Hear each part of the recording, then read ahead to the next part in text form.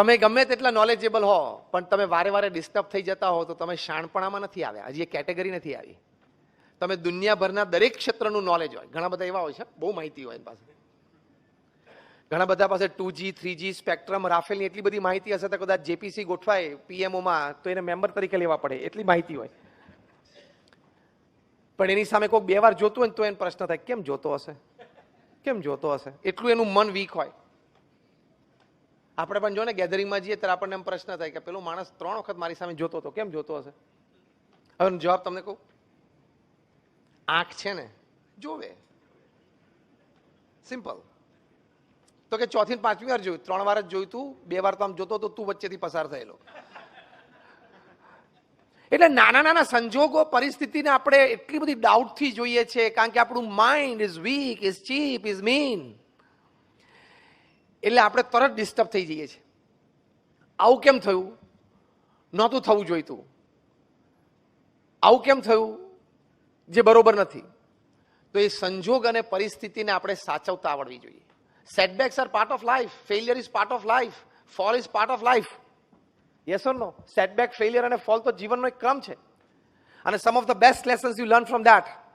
જીવનમાં મોટી પછડાટ ના આવી હોય તો ભગવાનને એકવાર પ્રાર્થના કરવી કે એવો સંજોગ મારા જીવનમાં આવે કે મોટી પછડાટ આવે, એવી પ્રાર્થના કરવી. આવી પ્રાર્થના તમને પૃથ્વી પર કોઈ નહીં શીખવાડે, હું શીખવાડું છું. આપણને એમ જ પ્રાર્થના કરીએ છીએ ભગવાન બધું મારું સારું થાય ને, દીકરાનું લગ્ન થઈ જાય ને, દીકરી સુખી થઈ જાય ને, છોકરો પરદેશ ભણવા જાય ને, ધંધો સારો ચાલે ને, એવી જ પ્રાર્થના કરીએ છીએ. કોઈક દિવસ તો જીગર રાખો કે ભગવાનને એકવાર કહું કે એવા સંજોગો જીવનમાં ગળો કે પછડાટ આવે, સેટબેક આવે, ફેલિયર આવે તો જીવનની ઘણી બધી સ્પષ્ટતાઓ, વ્યક્તિઓ વિશે ઘણી બધી સ્પષ્ટતાઓ તમારા મનમાં આવશે. Setback or failure is the greatest teacher. એવા સંજોગો જીવનમાં આવે એ બહુ જ જરૂરી છે. તો વ્યક્તિ ઓળખવાની પારખ એટલે પરખ તમારી બદલાઈ જશે. એક ક્ષમતા જુદી કક્ષાએ પહોંચી જશે. સંજોગ અને પરિસ્થિતિ તમે હેન્ડલ કરી શકશો.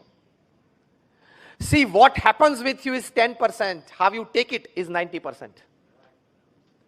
જે બને છે તમારી સાથે એની તો ઇમ્પેક્ટ તમારી પર 10% છે. એ સંજોગ એ પરિસ્થિતિને તમે કેવી રીતે જોવો છો, કેવી રીતે મૂલવો છો, તમારા જીવનમાં એ કેવી રીતે સ્વીકારો છો, એની ઉપર એનું 90% ઇમ્પેક્ટ રહેલી છે.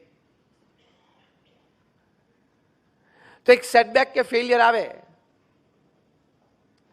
પ્રમુખ સ્વામી મહારાજને લંડનમાં ભવ્ય મંદિર કરવું હતું. ત્યાં લંડનમાં હેરો નામના એક સબબમાં અમે મોટી જગ્યા પણ લીધી. I am talking of early 90s. આજુબાજુના રેસિડન્સે અમારી સામે કેસ કર્યો સંસ્થા સામે કે આ લોકો મંદિર બાંધશે તો રાત્રે 12 વાગ્યા સુધી ઘંટ વાગશે ને, આરતી વાગશે ને, ઢોલ વાગશે તો અમારી પીસ એન્ડ પ્રાઇવસી ડિસ્ટર્બ થશે. એટલે 12 વાગ્યા સુધી કોઈ નથી વગાડતું, અમારે ટાઈમ નથી. અને તમે અમે કહ્યું ભારતમાં આવો, અમારા મંદિરો જુઓ, રાત્રે 9 વાગે તો મંદિર શાંત હોય છે, થઈ જાય છે, ઠાકોરજી પોઢી જાય છે. સ્ટીલ કેસ ચાલ્યો અને પશ્ચિમ જગતમાં કેસના ભાગરૂપે એક લીગલ પ્રોસિજર એવી પણ હોય છે કે જેને સિગ્નેચર કેમ્પેઇન કહે છે. કોર્ટ બંને પાર્ટીને કે જે અફેક્ટેડ નેબરહુડ છે એમાંથી તમે તમારી સિગ્નેચર લઈ આવો, કન્વિન્સ કરીને લોકોને. વધારે સિગ્નેચર કોણ લાવે છે? એટલે સાહજિક છે, એ લોકો લોકલ્સ હતા ને અમે ઇમિગ્રન્ટ્સ હતા, એટલે વધારે સિગ્નેચર એ લોકોને મળી. કંઈક એ મોટી વાત રાખીને કોર્ટે જજમેન્ટ આપ્યું કે બીએપીએસ સંસ્થા અહીંયા મંદિર નહીં બનાવી શકે. Full and final judgement. Now listen carefully. Pramukh Swami મહારાજ બરોડામાં હતા અને લંડનથી અમારા ટ્રસ્ટીશ્રીઓએ ફોન કર્યો અને કહ્યું પ્રમુખ સ્વામી મહારાજને કે સ્વામી આપણે કેસ હારી ગયા છીએ અને હવે આપણે ત્યાં મંદિર નહીં કરી શકીએ.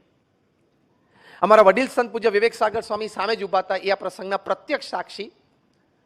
પ્રમુખ સ્વામી મહારાજના કાને આ શબ્દ પડ્યા કે we have lost the case and it is a full and final judgement. પહેલો રિસ્પોન્સ પ્રમુખ સ્વામી મહારાજનો, જો આ સંજોગ અને પરિસ્થિતિમાં અભિગમ કેવા રાખવા. એક સેટબેક તો આવ્યો લાઈફમાં, મોટો ઝાટકો તો આવ્યો. પ્રમુખ સ્વામી મહારાજે એક ઝાટકાને કેવી રીતે લીધો ને એ આપણે શીખવાનું છે. એ જીવન છે. પ્રમુખ સ્વામી મહારાજના ચહેરા ઉપર એક લકીર પણ ફરી નહીં, નોટ અ સિંગલ વ્રિંકલ ચેન્જ્ડ. પહેલું વાક્ય પ્રમુખ સ્વામી મહારાજ બોલ્યા, જેવી ભગવાનની ઈચ્છા. આ શબ્દોમાં બહુ તાકાત છે. બીજું વાક્ય પ્રમુખ સ્વામી મહારાજ બોલ્યા કે આપણે આપણો પુરુષાર્થ કરી લીધેલો, હવે જે પરિણામ આવ્યું એ આપણે સ્વીકારી લેવાનું. કેટલી સ્થિરતા રહે. આપણે આપણો પુરુષાર્થ કરી લીધો, બધા રિસોર્સિસ આપણે કામે લગાડી દીધા, હવે પછી જે પરિણામ આવ્યું એ આપણે સ્વીકારી લેવાનું, કારણ કે એનાથી વિશેષ તો આપણે કંઈ કરી શકીએ મતા જ નહીં. અને the third thing is determination. પ્રમુખ સ્વામી મહારાજે કહ્યું કે આપણે નક્કી કર્યું છે કે અહીંયા મંદિર કરવું છે, એટલે કરવું તો છે જ. બીજી જગ્યા શોધવા માંડો, કરશું. બીજી જગ્યા શોધી નિસ્દનમાં કર્યું. 1995માં ઉદ્ઘાટિત થયું ત્યારે રીડર્સ ડાયજેસ્ટે લખ્યું કે it is the 8th wonder of the world. તમે આજે પણ નિસ્દન જાઓ તો એ મંદિર beautiful exhibition of Indian culture, અને સમગ્ર ઇંગ્લેન્ડ દેશની એક પણ સ્કૂલ બાકી નહીં હોય જેના વિદ્યાર્થીઓએ આ મંદિરની વિઝિટ નહીં લીધી હોય. અને અત્યારે ધ 100 ટોપ આઇકોનિક બિલ્ડિંગ્સમાં એ BAPS સ્વામિનારાયણ મંદિર નિસ્દન લંડનનો સમાવેશ છે. કામ પણ એવું કર્યું, પણ આમ ડઘાઈ ન ગયા. આપણે શું થાય કે આ કેમ બન્યું, આ મુખ્ય પ્રશ્ન હોય છે. મેં કોઈનું ખોટું નથી કર્યું તોય મારી જોડે આવું કેમ બન્યું, આ મુખ્ય પ્રશ્ન હોય છે. બધા હા પાડો છો એટલે વાત તો સાચી છે ને. મેં કોઈનું ખોટું નથી કર્યું તો મારી સાથે કેમ આવું કર્યું, આ એક પ્રશ્ન. બીજો પ્રશ્ન, મેં મારી બુદ્ધિ, શક્તિ, આવડત, હોશિયારી, રિસોર્સિસ બધા કામે લગાડેલા, તો એમ મારા પ્લાનિંગ પ્રમાણે મને સક્સેસ કેમ ના મળ્યો, એ બીજો પ્રશ્ન. હું પ્રેક્ટિકલ વાત કરું છું ને, યસ ઓર નો? આ મનમાં આપણે રહે છે. પણ એક વાત સમજી રાખવાની, શ્રીમદ ભગવદ્ ગીતામાં ભગવાન શ્રી કૃષ્ણએ અર્જુનને કહ્યું, કર્મણ્યવાધિકારસ્તે મા ફલેષુ કદાચના. શું કીધું અર્જુનને? કે કર્મ કરવું એ તારો અધિકાર છે, તારું ફરજ છે, પણ પરિણામ ભગવાને કહ્યું કે હું નક્કી કરીશ. કેમ?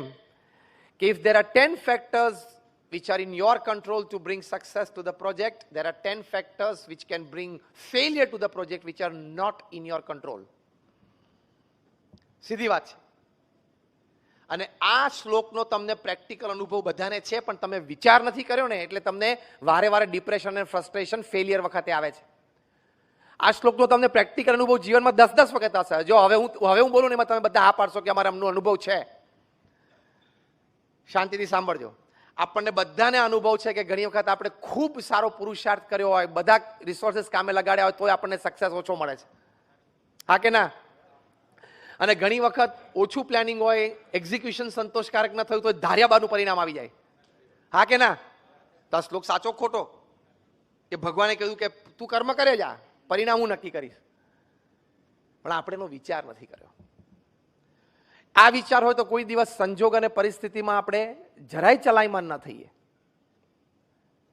એક વાત તો નક્કી કરી જ રાખવાની કે સંજોગ અને પરિસ્થિતિ તો પોઝિટિવ કે નેગેટિવ હોય, હું મારી સ્થિરતા, મારો ધ્યેય, એમાંથી તો હું ક્યારેય વિચલિત નહીં થઉં, નહીં તો તમે જીવન હારી ગયા કહેવાય. તો આ છે સંજોગ અને પરિસ્થિતિ પ્રત્યેનો અભિગમ. સંજોગ અને પરિસ્થિતિ પ્રત્યેનો અભિગમ. એક હસતા હસતા એક દ્રષ્ટાંત આપું તમને. એકવાર એક baby mosquito was on it's maiden flight. નાનું મચ્છર બિચારું જન્મ્યું હતું, એની પહેલી ફ્લાઇટ હતી આમ. એટલે એના મધર મોસ્કીટો અને ફાધર મોસ્કીટો, માતા પિતા બે જણા આમ જોતા હતા કે આપણો બેટો પહેલી ફ્લાઇટ લે છે. જેમ પહેલી વાર બાળક આમ 4 પગે ચાલતા શીખે તો માતા પિતાને આનંદ હોય ને એને જોવાનો, અને 2 પગે ચાલતા અને દોડવાનું શીખે તો માતા પિતાને આનંદ હોય કે દોડે છે. એટલે માતા પિતા બેબી મોસ્કીટોને જોતા હતા કે on it's maiden flight the mother, એમાં મધર બધા ઉત્સાહી હોય, વધારે એમ આનંદ હોય કે મારો બાળક ચાલતા શીખ્યો, દોડતા શીખ્યો. એટલે માતા પિતા બંને આમ જોતા હતા. પેલું બેબી મોસ્કીટો આમ ગોળ ફરીને રૂમમાંથી પાછું આવ્યું, પાછું માતા પિતા પાસે બેઠું. એટલે એની માતાએ હરખભેર પૂછ્યું કે how was your flight, how was your flight, એમ કેવું લાગ્યું તમને? તો પેલી બેબી મોસ્કીટો કે mom wherever I went everybody were clapping for me. હું જ્યાં જ્યાં ગયો ને ત્યાં બધા મારી માટે તાલીઓ પાડતા હતા. ખબર પડી? મેં સ્વિચ તો દાબી હતી પણ 2 ઝબકારા પછી લાઈટ ચાલુ થઈ. હું જ્યાં જ્યાં ગયો ત્યાં બધા મારી માટે તાલી પાડતા હતા. શું એકચ્યુઅલી શું કરતા હતા? બધા એને મારી નાખવાનો પ્રયત્ન કરતા હતા. અરે મચ્છર ઉડે એટલે આપણે મારી નાખવાનો પ્રયત્ન કરતા હતા. ભલે લોકો મારી નાખવાનો પ્રયત્ન કરતા હતા, અભિગમ એ રાખવાનો કે તાલીઓ પાડતા હતા. જીવનમાં આનંદમાં રહેવું હોય તો આપણા હાથની વાત છે ને. લોકો તો જે કરવું એ કરે. If you are principally right and not offending anybody, આ 2 શબ્દ યાદ રાખજો. તમે સિદ્ધાંત અને મૂલ્યોની દ્રષ્ટિએ સાચા હો અને કોઈને પણ ઓફેન્ડ ના કરતા હો તો કોઈથી ગભરાવાની જરૂર નથી, વ્યક્તિઓની ચિંતા રાખવાની જરૂર નથી, વ્યક્તિ અને સમાજનો અભિપ્રાય મારી માટે શું છે એની ચિંતા રાખવાની કઈ જરૂર નથી.